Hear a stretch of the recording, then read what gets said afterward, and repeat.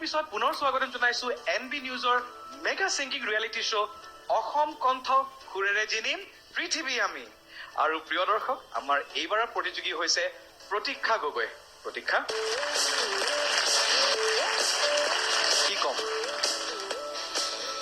ক'বই লাগিব। অথনি কৈছিলে তৰালিবা আপোনাক যে আমাৰ টপ 20 হোৱাৰ পিছত অকল যে গীতেৰে সংগীতেৰে তেওঁলোকে এটা উত্তৰণ হৈছে, তেওঁলোকৰ সাজ পোছাক, পাৰ্চনেলিটি, কেনেকৈ প্ৰফেচনেল হিচাপে মঞ্চত গীত পৰিৱেশন কৰে, কেনেকৈ সাজ সজ্জা, গোটেইখিনিত আমাৰ গোটেই কণ্টেষ্টেণ্টখিনিয়ে এতিয়া সেই পৰ্যায়টো পাইছে। আৰু তাৰে আজি প্ৰমাণ খুব ধুনীয়াকৈ আহিছে, মানে আজি এটা কনচাৰ্ট থাকে যে একদম পুৰা তেনেকুৱা ধৰণৰ এটা হেৰিত আহিছে।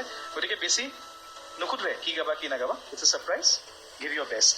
Thank you so much.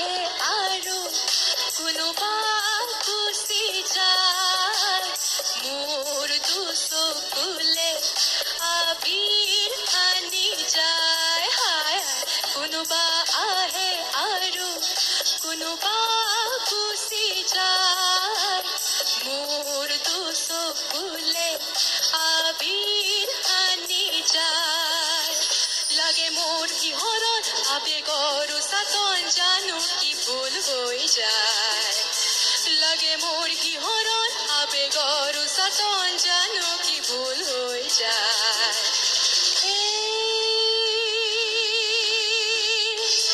নিজম ৰাতি